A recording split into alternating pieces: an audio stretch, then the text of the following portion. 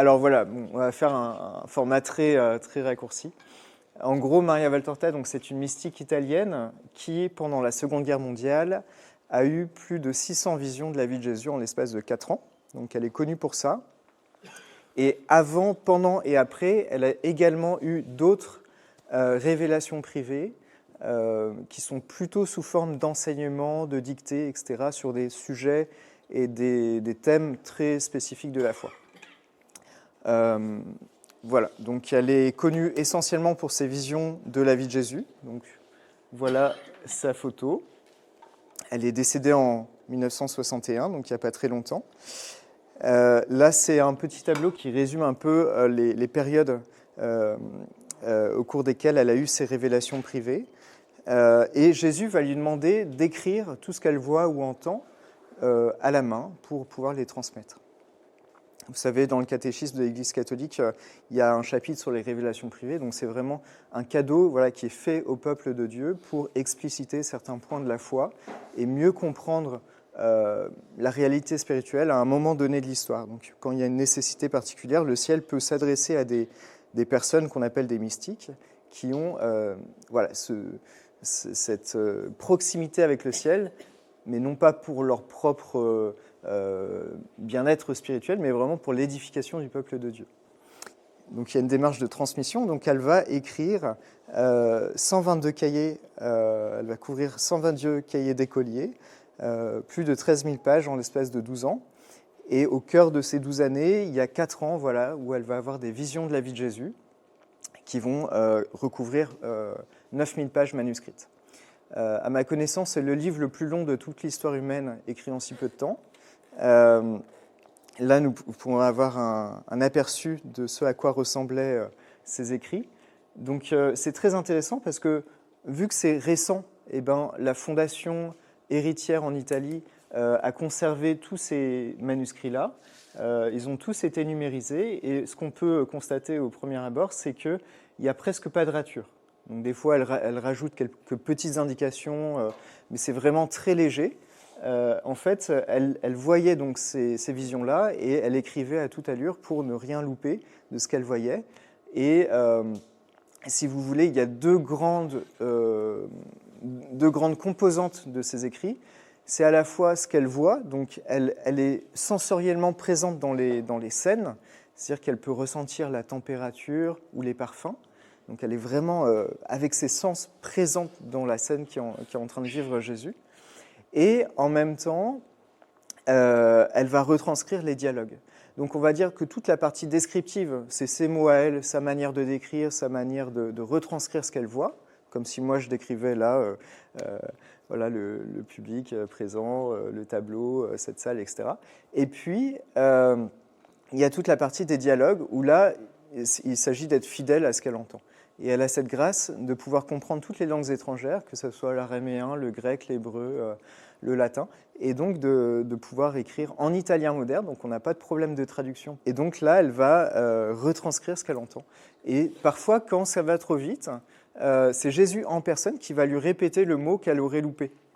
Donc voilà, pour vraiment s'assurer qu'il y ait vraiment une transmission fiable et rigoureuse. Voilà. Et donc, deuxième point qui est intéressant, c'est qu'elle va recevoir ses visions dans le désordre. Donc des fois, elle va voir Jésus, adulte, avec ses disciples, en train de voyager, d'enseigner, etc. Et puis le lendemain, elle aura une vision de Jésus enfant, en Égypte, en train de jouer, etc. Donc c'est Jésus lui-même qui reclasse les visions dans l'ordre. C'est-à-dire qu'il va prendre la parole et lui dire, après la vision que tu viens d'avoir, tu mettras celle que tu as reçue tel jour, de tel mois, de telle année. Et en fait, quand l'éditeur reprend tout ça et reclasse tout dans le bon ordre, on s'aperçoit que c'est parfaitement raccord.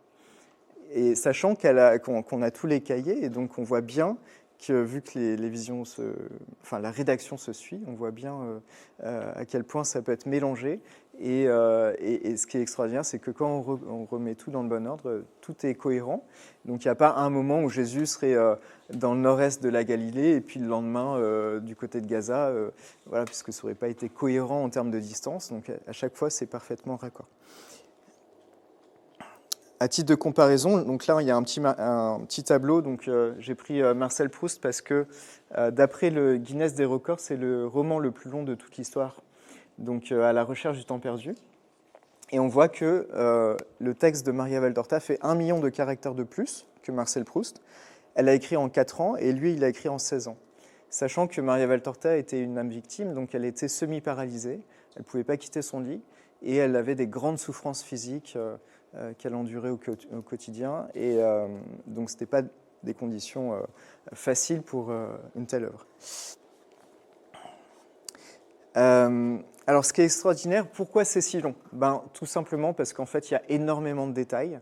Elle va être très fidèle à ce que lui demande Jésus, c'est-à-dire de vraiment insister dans les détails. Et ces détails-là vont permettre, après son décès, une dizaine d'années après, à des chercheurs de s'emparer de ces textes pour les vérifier un par un. Donc, dans les 9000 pages, on a des gens qui vont s'intéresser aux lieux géographiques, aux plantes, aux animaux, aux personnages, etc. Et donc, ils vont pouvoir reconstituer des cartes comme celle-là, avec les déplacements précis de Jésus, avec tous les villages qu'elle nomme dans le bon ordre. Il y a plus de 400 lieux géographiques. Elle donne le nom du lieu dans le dialecte de l'époque, en le positionnant exactement avec toutes les voies romaines, les aqueducs, les ponts, les bornes militaires, etc. Sachant qu'elle n'a jamais quitté l'Italie, qu'il n'y a pas Internet à cette époque-là, que c'est la guerre, donc on n'a pas accès aux moyens d'information ordinaires, etc. Et elle a arrêté ses études à 16 ans pour être infirmière. Donc c'est évidemment des connaissances qu'elle n'avait pas, autrement que par révélation. Il y a plus de 700 personnages, donc pareil, elle va dire comment s'appellent les personnes, où est-ce qu'ils sont nés, qui sont leurs parents, qu'est-ce qu'ils font dans la vie. C'est très précis. Voilà. Des centaines d'espèces animales ou végétales. Pareil pour les indications stellaires, donc elle va décrire la position des étoiles, les constellations, les phases lunaires à plus de 270 reprises, et des chercheurs vont les utiliser pour les remettre dans des planétariums virtuels et vérifier si ça correspond ou pas aux cartes du ciel, et tout colle. Voilà. On a une chercheuse du CNRS qui a travaillé sur le calendrier de Maria Valtorta, parce qu'elle nomme toutes les fêtes juives et elle les cale parfaitement sur le calendrier juif ancien, ce qui est un calendrier très complexe. Et cette chercheuse a conclu, d'après ses calculs, qu'en fait, elle avait une chance sur 10 puissance 80 de tomber juste à chaque fois, et effectivement, c'est juste à chaque fois. Alors, c'est une œuvre qu'a lu le pape Pie XII assez rapidement, puisque les accompagnateurs spirituels de Maria Valtorta, qui faisaient partie d'une congrégation religieuse, ont alerté le pape et lui ont transmis une copie de ses écrits. Il va prendre à peu près 6 mois pour lire ce qu'elle a pu écrire, et au bout de ces 6 mois-là, ils ont une deuxième réunion avec le pape qui leur demande de publier tel quel sans ne rien toucher aux écrits, donc de trouver un évêque pour signer l'imprimatur et de procéder à la publication. Malheureusement, à cette époque-là, au Saint-Office, on avait des gens qui étaient extrêmement hostiles aux mystiques et qui ont tout fait pour court-circuiter cette signature d'imprimatur et cette publication. Donc ce sont des gens qui ont menacé tous les évêques qui étaient OK pour signer, ils ont eu des menaces, ils ont été empêchés de le faire, etc. Et suite à ces menaces, en fait, le père accompagnateur de Maria Valtorta a quand même décidé d'imprimer sans imprimatur, ce qui était une faute grave. Et ça lui a valu une mise à l'index pour défaut d'imprimatur. Non pas parce qu'il y aurait eu des erreurs doctrinales ou morales, mais parce qu'il n'y avait pas d'imprimatur au moment de la publication. Sachant que les personnes du Saint-Office n'étaient pas très nombreuses, mais elles ont été très virulentes, elles ont même cherché à récupérer les originaux pour les faire disparaître, elles ont essayé de la calomnier, etc. Alors, ils ne se sont pas attaqués que à Maria Valtorta. À la même époque, ils se sont pris à Sainte Faustine, qu'ils ont mis à l'index. Ils ont interdit l'image de Jésus miséricordieux qu'on voit partout aujourd'hui. Elle a été interdite pendant plusieurs années d'impression par ces mêmes personnes. Ils ont attaqué Sœur Hyménée III, ils ont empêché son procès en béatification qui avait été ouvert. Ils ont attaqué une mystique qui était proche du pape Pie XII, qui s'appelle Virginia Sinapi, qui vient d'être déclarée vénérable en 2025. Ils ont attaqué, bien sûr, le Padre Pio. C'est à peu près la même équipe de personnes qui se sont attaquées à Maria Valtorta. Malgré tout ça, on a quand même des figures imminentes dans l'Église qui ont lu et défendu cette œuvre. Alors, Monseigneur Montini, avant d'être pape, a offert l'œuvre complète de Maria Valtorta au Grand Séminaire de Milan. On a le Padre Pio qui a fortement demandé à ce qu'elle soit lue. Il y a Mère Teresa qui l'emmenait dans ses voyages et qui avait toujours un tome sur elle. On a le Père Allegra qui est un grand missionnaire et un bibliste mondialement connu qui sera béatifié par Benoît XVI et beaucoup d'autres voilà, qui ont lu ces textes et qui les ont recommandés, qui ont travaillé dessus, malgré voilà, la censure qu'on a pu avoir au Saint-Office. Malheureusement, aujourd'hui, le cas de Maria Valtorta est peu connu et très mal connu. Et l'une des raisons premières, c'est qu'elle est censurée sur Wikipédia depuis plus de 15 ans. On a en France, alors c'est que Wikipédia francophone, parce que chaque langue a sa propre version de Wikipédia. Mais en France, on a 4-5 personnes qui ont verrouillé la page de Wikipédia. Donc, c'est-à-dire que c'est très simple, en fait. Leur but, c'est d'éliminer de la page tous les éléments positifs qu'il y a sur Maria Valtorta. Donc toutes les recherches scientifiques, tous les soutiens au niveau ecclésial qu'elle a pu recevoir, etc. Donc si vous vous amusez à rajouter l'une de ces informations sur la page Wikipédia avec la source qui correspond et en faisant les choses correctement, ces personnes-là reçoivent une notification sur leur téléphone et 2 heures plus tard, ils viennent sur la page pour enlever ce que vous venez de mettre. Et en fait, ils font ça depuis 15 ans. Alors c'est possible de savoir comment ils le font et comment ils procèdent, parce que sur Wikipédia, en fait, on a, vous voyez la flèche qui indique un onglet discussion, donc ce qui permet d'aller voir ce qui se passe derrière la page, derrière la partie visible de la page, les discussions entre les différents contributeurs. On a aussi un autre onglet qui s'appelle voir l'historique, qui permet de voir toutes les modifications d'une page Wikipédia et toutes les suppressions, tous les ajouts, etc. Et puis, on a la capacité aussi, et c'est important de le faire, de voir dans les autres langues, donc pour comparer les langues entre elles et voir les différences. En utilisant ces 3 outils-là, on découvre, voilà ce que je viens de vous dire, cette manière de procéder et de censurer cette page-là. Alors, le résultat, c'est qu'en fait, énormément de gens qui ne connaissent pas Maria Valtorta, quand ils en entendent parler, ils tapent son nom dans un moteur de recherche et le premier lien qui arrive en tête de liste, c'est souvent Wikipédia et le réflexe, c'est d'aller lire cette page et les gens vont se faire leur opinion sur cette lecture-là. Ils vont bien sûr ignorer énormément de choses sur son histoire et souvent l'opinion va être négative puisque c'est l'objectif des rédacteurs de la page. Et donc, il m'arrive très régulièrement de rencontrer des prêtres, des évêques, des laïcs, etc., qui ont une opinion très défavorable sur Maria Valtorta, mais quand on creuse un peu, en fait, ils connaissent rien d'autre que cette page-là. Donc il faut sans cesse rappeler que Wikipédia n'est pas un outil fiable ni catholique et que c'est pas à Wikipédia de faire le magistère et de trancher des questions comme ça. Alors, je ne peux pas parler de Maria Valtorta aujourd'hui sans évoquer la note qui a été publiée par le dicaster pour la doctrine de la foi le 22 février 2025, puisque c'est tout récent. En fait, il faut savoir qu'au Vatican, ils sont constamment sollicités par des lecteurs qui demandent « Mais alors, qu'est-ce que vous faites à propos de Maria Valtorta ? Où en est la position de l'Église ?» Certes, elle a été mise à l'index, censurée dans les années 50, mais aujourd'hui, voilà, avec tout le recul qu'on a, avec toutes les découvertes qu'on a, à savoir qu'on a plus de 24 000 détails authentifiés sur l'ensemble des détails vérifiés, etc. Où en est l'Église ? Et donc, tout récemment, le dicaster vient de publier une note de 8 lignes dans laquelle il rappelle, alors c'est un rappel d'un communiqué de 92, en fait c'est un copier-coller.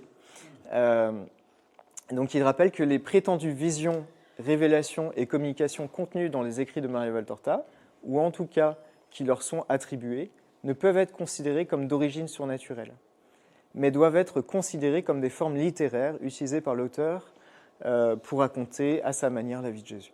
Donc c'est une posture constante de l'Église depuis les années 50, ce texte-là, pour une raison très simple, c'est qu'il n'y a jamais eu d'enquête. Il n'y a jamais eu d'enquête sur ces textes. Donc sans enquête, on ne peut pas conclure, on ne peut pas donner une conclusion. Donc à défaut d'enquête, le dicaster se positionne, on va dire, dans une forme de statu quo en disant c'est juste une forme littéraire. Bien sûr, ça pose un problème quand on connaît toutes les recherches qui ont été faites, toutes les découvertes qui ont été faites, de dire que c'est simplement une forme littéraire comme n'importe quel roman. c'est compliqué à soutenir. Mais de facto, puisqu'il n'y a pas eu d'enquête, ils ne peuvent pas dire autre chose. Et surtout, ce que peu de gens savent, c'est que le 17 mai de l'an passé, 2024, il y a eu un changement, il y a eu une grosse réforme sur les règles pour reconnaître ou non les phénomènes surnaturels. C'est-à-dire qu'avant, c'était très simple. L'Église n'avait que 3 critères. Donc, soit après enquête, on déclare qu'un phénomène vient de Dieu, soit on dit qu'il ne vient pas de Dieu, parce qu'on a des preuves très solides pour l'attester, soit on dit qu'on n'a pas suffisamment d'éléments et qu'on ne se prononce pas. Vous voyez, c'était un schéma très simple. Et depuis le 17 mai, on a basculé sur 6 nouvelles normes procédurales. Et désormais, le plus haut degré de reconnaissance possible parmi ces 6 normes-là, c'est le nihil obstat. Le nihil obstat, ça veut dire que rien ne s'oppose à la foi catholique. En substance, ça veut dire que depuis le 17 mai, en fait, ni le dicaster, ni la conférence épiscopale, ni l'évêque du lieu ne peuvent plus déclarer un phénomène comme venant de Dieu. Ce n'est plus possible. Et ils le marquent clairement dans leur texte explicatif qui accompagne ces nouvelles normes. En fait, il n'y a plus que le pape, donc c'est-à-dire une seule personne sur toute la planète, qui peut dire qu'un phénomène vient de Dieu, depuis le 17 mai. Donc, et ils précisent bien dans leur texte que c'est rarissime et que voilà, il ne faut pas compter dessus spécifiquement. Alors c'est un gros changement, beaucoup de personnes n'ont pas conscience de ça. Donc en fait, quand en février, vous voyez, donc un an plus tard, le dicaster nous dit que les visions de Valtorta, en fait, ce sont de simples formes littéraires, il ne peut pas dire autre chose, parce qu'il n'a plus la capacité juridique de dire que quelque chose vient de Dieu. Donc en fait, s'il disait aujourd'hui que ça vient de Dieu, il enfreindrait les règles qu'il a lui-même édictées. Donc le dicaster ne peut plus dire ça. En fait, la seule chose qu'il puisse dire, c'est accorder un nihil obstat, comme il l'a fait à Medjugorje un peu plus de 3 mois après l'entrée en vigueur des 6 nouvelles normes. Donc c'est très important de le comprendre. Parce que beaucoup de journalistes récemment, donc à la suite de la publication du communiqué, ont titré dans la presse, que ce soit sur Famille chrétienne, Aletheia, RCF, La Croix, etc. Ils ont tous titré « Ça y est, l'Église vient de condamner Maria Valtorta, une condamnation qui vient de tomber, etc. » Alors on voit que c'est totalement faux. Non seulement c'est un copier-coller d'un texte de 92, donc il n'y a rien de nouveau, et en plus, l'Église ne peut plus dire que quelque chose vient de Dieu. Donc les journalistes n'ont pas du tout parlé de tout ça. Il faut savoir que la presse catholique, en fait, travaille beaucoup dans l'urgence, c'est-à-dire qu'on demande à des journalistes de publier un article pour le lendemain. Souvent, c'est des gens qui ne connaissent pas le sujet, donc ils ont 3-4 heures devant eux pour traiter le sujet, sortir un article et que ça soit imprimé le lendemain.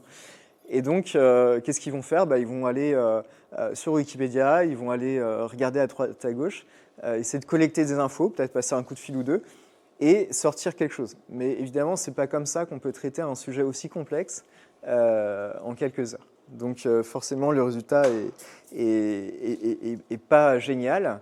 Et cerise sur le gâteau, c'est que la presse catholique a sorti une phrase très méchante contre Maria Valtorta et l'a attribuée au cardinal Ratzinger. Et en fait, nous, après enquête, on s'est aperçu qu'il n'avait jamais dit cette phrase-là, mais que c'était un prêtre italien qui l'avait dit 27 ans plus tôt dans une revue jésuite.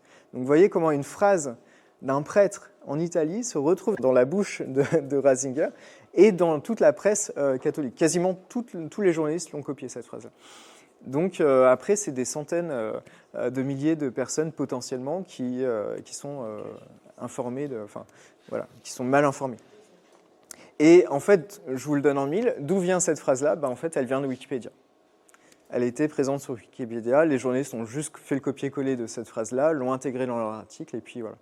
Donc ensuite, on les a contactés pour leur donner les sources, les informer, etc. Donc la plupart des rédactions ont écrit un correctif en s'excusant de cette erreur, mais évidemment, le mal est fait, très peu de gens lisent le correctif. À ce jour, voilà, il n'y a pas eu d'enquête, ça c'est sûr. La seule ouverture d'enquête qu'il y a, c'est sur la pratique héroïque des vertus catholiques par Maria Valtorta. Donc c'est une enquête qui a été ouverte au vicariat de Rome. et qui n'est pas fini, mais qui est en cours. Voilà. C'est quand même une faute de dire quelque chose alors qu'on n'a pas enquêté. Voilà. En tout cas, on s'aperçoit qu'il y a un gros manque d'informations. La plupart des choses que je viens de vous dire là, ils sont même pas au courant au niveau du dicaster. Il y a vraiment dans la chaîne de transmission de l'information, on voit qu'il y a des qu'il y a des gros soucis, et je pense que c'est aussi lié au combat spirituel qui est très très fort. Il faut savoir que l'œuvre de Maria Valtorta, on parle de milliers et de milliers de milliers de conversions. C'est un ouvrage qui porte des fruits absolument énormes. Donc, logiquement, le combat spirituel est proportionnel aux fruits. Est-ce qu'on ne pourrait pas avoir des combattants aussi sur Wikipédia ? Alors, sur Wikipédia, il faut savoir que celui qui a le dernier mot quand il y a une guerre d'édition, c'est celui qui a le plus contribué à l'encyclopédie. Et donc, en face de nous, on a des gens qui passent 7-8 heures par jour, tous les jours, Noël, Pâques compris, à écrire sur l'encyclopédie. Donc, pour certains d'entre eux, ils ont 70 000 modifications sur l'encyclopédie. Donc, je ne sais pas si parmi vous, il y en a qui, qui ont que ça à faire, mais voilà, en fait, voilà, quand il y a des conflits éditoriaux, celui qui va remporter le dernier mot, c'est celui qui... ça, c'est lié aux règles de fonctionnement de Wikipédia même. Je vais passer le temps pour développer, mais c'est ce qu'il faut retenir en substance, quoi. J'ai rencontré personnellement un administrateur de Wikipédia, ils ne sont pas nombreux, ils sont 70 en France, et je lui ai expliqué la situation. Il m'a dit « Oh bah oui, je suis parfaitement au courant, je sais qui c'est, comment il fonctionne, je connais le sujet, moi-même je ne peux rien faire », alors que lui-même est administrateur de l'encyclopédie. Donc c'est pour vous dire à quel point c'est verrouillé. Alors, en consolation, on a quand même, en février 2024, le pape qui a envoyé... un mot de remerciement à un prêtre qui s'appelle Ernesto Zucchini en Italie, qui s'occupe de Maria Valtorta, et qui l'a encouragé à poursuivre ses travaux dans voilà, la diffusion et la connaissance de cette œuvre. Donc on voit le pape qui reprend ce terme œuvre littéraire, puisqu'il n'y a pas eu d'enquête, mais qui l'encourage et qui finit en disant en avant. Donc voilà, on peut aussi s'appuyer sur ce texte du pape pour voilà, être encouragé dans nos travaux.